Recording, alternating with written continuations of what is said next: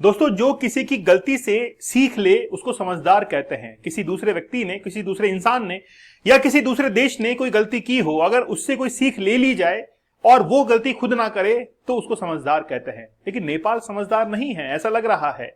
मालदीव ने हाल ही में गलती की। मोहम्मद मोइजू जिस तरीके से चीन का साथ निभा रहे थे, उसके बाद में चीन ने भड़काया मालदीव्स को और उसके बाद में चीन और मालदीव्स के रिलेशन अच्छे हुए, लेकिन भारत और मालदीव्स के रिलेशन खराब हो गए। और आज देखिए वापस से मालदीव जो है वो भारत से अच्छे रिलेशन बनाने की कोशिश कर रहा है। उसकी गलती से नेपाल कुछ भी नहीं सीखा। नेपाल अब चाइना की तरफ भाग रहा है, उससे इन्फ्लुएंस काफी हो रहा है। पैसा दिख रहा है ना भाई, पैसा का बहुत जबरदस्त खेल होता है। तो नेपाल ने हाल ही के अंदर डिसाइड किया है कि हम लोग 100 रुपए का एक करेंसी नोट जारी करेंगे और उस नोट के ऊपर नेपाल का एक नया मैप आएगा। हमको क्या प्रॉब्लम हुई? हमको कोई प्रॉब्लम नहीं है, हमको कोई प्रॉब्लम नहीं है। बेसिकली क्या है, उस नोट के ऊपर एक मैप जारी किया गया है। नेपाल का मैप वो है और उसके ऊपर 3 जगह है, काला पानी, लेपुलेख और लिम्पियाधुरा। ये बेसिकली उत्तराखंड के अंदर है। नेपाल कहता है कि ये हमारे हैं, यही प्रॉब्लम है।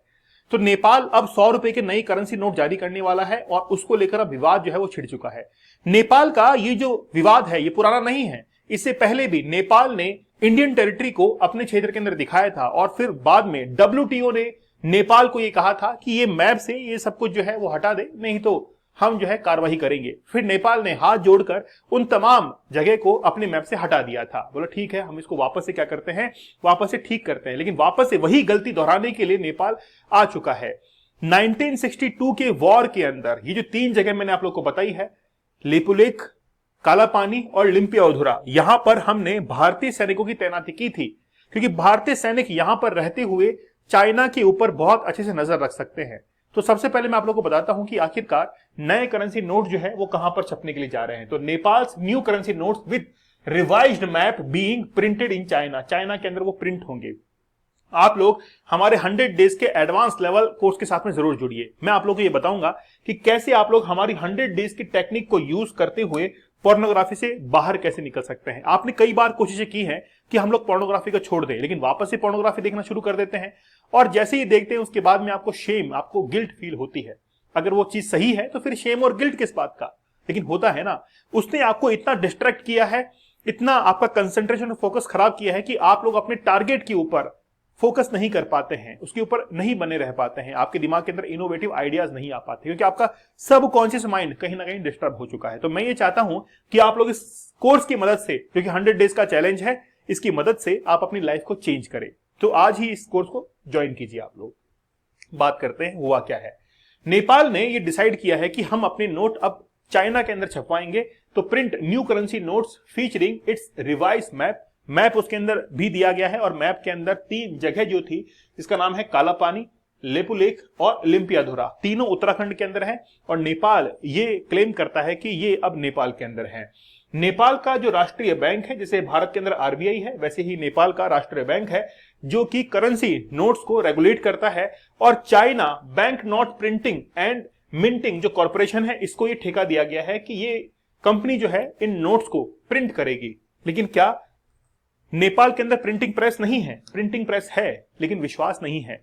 नेपाल ने कहा कि हम लोग जो नेपाल के अंदर नोट्स को प्रिंट करते हैं वो बेसिकली क्या होते हैं कि यहां पर सिक्योरिटी नहीं है। तो कंट्री सिक्योरिटी प्रिंटिंग फैसिलिटी जो है वो उनके पास में नहीं है, बहुत कम उनके पास में ये प्रिंटिंग की सिक्योरिटी की फैसिलिटीज है। इसलिए उन्होंने डिसाइड किया कि हम लोग चाइना के अंदर 300 मिलियन जो है वो नोट छपवाएंगे और एक नोट की कीमत 100 रुपीज रहेगी।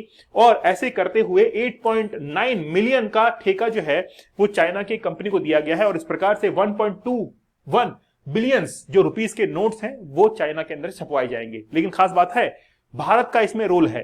क्या रोल है भारत का? इसमें 75 करोड़ रुपए खर्च होने वाला है। दूसरी बात, भारत का जो कोलकाता पोर्ट है वहीं से ही ये पूरा का पूरा कागज जो है वो जाएगा इंडिया के रास्ते चाइना के अंदर, और फिर चाइना के अंदर जाकर इसकी प्रिंटिंग जो है वहां पर हो पाएगी। इसके साथ में ही they are transported to Nepal via Kolkata port. तो कोलकाता पोर्ट जो है वहीं से इसको ट्रांसपोर्ट किया जाएगा, पूरा का पूरा पेपर, और चाइना के अंदर जाकर प्रिंट होगा। ये जो व्यक्ति आप लोग देख रहे हैं, पॉडेल, ये बेसिकली जो राष्ट्रीय बैंक है उसके जानकार हैं, वहां के अध्यक्ष हम लोग कह सकते हैं। The bidding process is independent, यानी कि इन्होंने क्या किया था, बिड करवाई थी। बोली लगवाई थी कि आखिरकार नेपाल के नोट कौन छाप सकता है। तो इन्होंने कहा कि हमने एक बिडिंग करवाई है इंटरनेशनल लेवल पर, और उस बिडिंग के अंदर चाइना की ये जो कंपनी है वो सामने निकल कर आई है। इसकी क्वालिटी हमने चेक की, इसकी पूरी की पूरी मशीनरी हमने चेक की, और उसके बाद में डिसाइड किया कि हम लोग ये पूरे के पूरे स्टैंडर्ड्स को फॉलो करते हुए ये पूरा ठेका जो है, ये पूरा टेंडर जो है इस कंपनी को दे दें। तो इसमें कहीं पर भी जियोपॉलिटिक्स नहीं है, नेपाल ये कह रहा है, लेकिन ये बात गलत है। नेपाल जियोपॉलिटिक्स कर रहा है क्योंकि नेपाल के प्रधानमंत्री बहुत चक्कर काट रहे हैं चाइना के। तो जियोपॉलिटिक्स को इसमें इन्वॉल्व किया गया है। ये बेसिकली इंटरनेशनल जो मीडिया है उसको शांत करवाने के लिए कुछ स्टेटमेंट जो है उनकी तरफ से दिए गए हैं। अगर हम लोग हमारे 100 रुपए के नोट को देखें तो हमारा 100 रुपए का नोट इस तरीके से दिखाई देता है। यहां पर फ्रंट पे जो है वो गांधी जी की फोटो है, इसके साथ में ही यहां पर कुछ सीरियल नंबर वगैरह लिखे रहते हैं, और पीछे यहां पर एक बावड़ी आप लोग देख रहे हैं जिसको रानी की बाव कहा जाता है, और ये गुजरात के अंदर स्थित है। तो 100 रुपए के नोट के ऊपर रानी की बाव जो है इसका चिन्ह बना रहता है। ऐसे ही नेपाल की जो करेंसी है ये पुरानी करेंसी, मतलब अभी जो चल रही है, इस पे लुम्बिनी लिखा हुआ है, और लुम्बिनी आप लोग जानते हैं the birth place of Lord Buddha. ये लुम्बिनी वही जगह है जो कि नेपाल के अंदर है। अभी ये करेंसी नोट जो है चलन के अंदर है, लेकिन नेपाल कह रहा है कि हम लोग इसको रिप्लेस करेंगे नए करेंसी नोट के साथ में, और उसके ऊपर नेपाल की एक मैप जो है वहां पर दिखाई जाएगा, और उसके अंदर ये तीनों टेरिटरी जो है नेपाल के अंदर दिखाई जाएगी। भारत अपोज कर रहा है। क्यों कर रहा है? The story behind the Nepal new design, map design जो है इसकी हिस्ट्री क्या रही है, पहले यहां पर देखिए। 3 जगह मैं आपको बताता हूं। ये तो है लिम्पियाधुरा, ये है काला पानी, और यह है लेपू लेक। इन तीनों को समझिए। सबसे पहले काला पानी को समझिए। ये बेसिकली ये इंडिया है ना? ये क्या है? ये इंडिया है। इसके बाद में यहां पर आता है चाइना, और ये जो एरिया है वो तिब्बत का एरिया है, ठीक है। और फिर यहां पर शुरू होता है नेपाल। तो हम लोग ये कह सकते हैं कि इंडिया, तिब्बत और नेपाल का ट्राई जंक्शन ये काला पानी है। ये काला पानी वही जगह है जहां पर 1962 के अंदर हमने हमारे सैनिकों को तैनात किया था, जो कि चाइना के ऊपर नजर रख रहे थे। उसके बाद में आप लोग देखेंगे लिम्पियाधुरा, जो कि चाइना से टच करता है, ठीक है, नेपाल इसको क्लेम करता है। और फिर लेपुलेख, ये जो पास है, जैसे कैलाश मानसरोवर यात्रा, तो जब कैलाश मानसरोवर की यात्रा होती है तो यही लेपुलेख दर्रे का हम लोग इस्तेमाल करते हैं। 2015 के अंदर, 2015 के अंदर इस लेपुलेख पास को बंद कर दिया गया था, क्योंकि चाइना ने इसके ऊपर नाराजगी जताई थी। 2020 के अंदर इसको वापस से चालू भी कर दिया गया था, ठीक है। तो लेपुलेख को हम लोग जाते हैं तिब्बत में जाने के लिए, और ये एक ट्राई जंक्शन है, और वहां पर चाइना की बॉर्डर जो है वो भी लगती है। लेकिन इस एरिया को नेपाल जो है क्लेम करता है। लेकिन क्या ये आज की बात है? नहीं, ये बात जो है वो पुरानी है। यहां पर एक नदी आप लोग देख रहे हैं जिसका नाम है महाकाली। इस महाकाली रिवर को अगर हम लोग देखें तो वो कुछ इस तरीके से बहती है। ये महाकाली रिवर कुछ इस तरीके से बहती है। इसी महाकाली रिवर में यानी कि एक समझौता हुआ था, सुगाली समझौता, अभी आगे मैं आपको बताता हूं। इस मैप में आप देखिए, इस मैप में ये जो रिवर आपको दिखाई दे रही है, यह है काली रिवर, जिसको महाकाली भी कहते हैं। इस रिवर के लेफ्ट हैंड साइड में ये डिसाइड किया गया कि इसके लेफ्ट हैंड साइड में भारत की टेरिटरी रहेगी, और इसके राइट साइड में जो है वो नेपाल की टेरिटरी रहेगी। लेकिन नेपाल का ये कहना है कि इसके यहां तक जो है इसके लेफ्ट हैंड साइड में है, यहां पर नहीं है। तो नेपाल कहता है कि ये जो एरिया है वो तो हमारा है, और इसके नीचे वाला जो एरिया है वो भारत का है। लेकिन एक समझौता होता है 1816 के अंदर, जिसको हम लोग कहते हैं द ट्रीटी ऑफ सोगाली।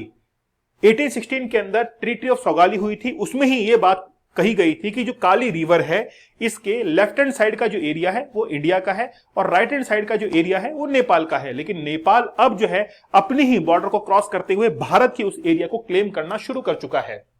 नेपाल के जो पीएम है केपी शर्मा ओली, उन्होंने कई बार जो है चाइना विजिट किया है, और कई बार वहां पर, और अब भी विजिट करने वाले हैं वो मिड नवंबर के अंदर, और वहां पर जाकर कई पैक्ट जो है एग्रीमेंट वो भी साइन करने वाले हैं। तो जिस तरीके से नेपाल जिस राह पर चल रहा है ये वही राह है जिस पर ऑलरेडी मालदीव चल चुका है, ये वही राह है जहां पर अभी बांग्लादेश भी चल रहा है, और अब नेपाल जो है वहां पर चलने को तैयार है। तो अब इसकी जो हालत होने वाली है नेपाल की, वो मालदीव्स के अकॉर्डिंग देख लीजिए या बांग्लादेश के अकॉर्डिंग देख लीजिए, नेपाल की वही हालत जो है आगे आने वाले समय के अंदर आप लोग देखेंगे। तो नेपाल जो है, केपी शर्मा ओली, वो अभी चाइना से काफी इन्फ्लुएंस है, क्योंकि चाइना जो है वो भर भर के इनको पैसे दे रहा है, और उसी पैसे के लालच के अंदर ये नेपाल बार बार भाग रहे हैं। इनको ये पता होना चाहिए कि हम लोग यानी कि इंडिया जो है वो कितना सपोर्ट करता है नेपाल को, यहां तक कि उनकी एक रेजिमेंट जो है वो भी भारतीय सेना के अंदर काम करती है। खैर, इनको समझ आएगा, लेकिन थोड़ा लेट से आएगा। ये कभी अनुभव से सीखने वाले लोग नहीं हैं।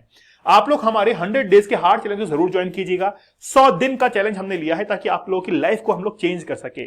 100 दिन तक अगर कोई एजुकेटर आपके साथ में है तो 100 दिन का चैलेंज आप लीजिए कि आपको कोई भी एग्जाम क्रैक करना हो तो 100 दिन हमारे साथ में चलिए।